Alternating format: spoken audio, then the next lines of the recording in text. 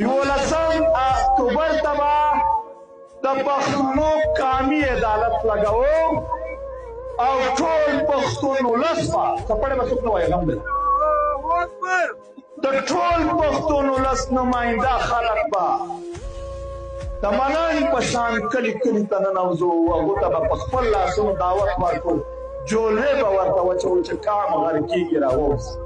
خو بیا طریقه درته ښایم چې هلته به څنګه وي یو لوی میدان چې په هغه کې 40 زره نماینده خلک ځایېدلی شي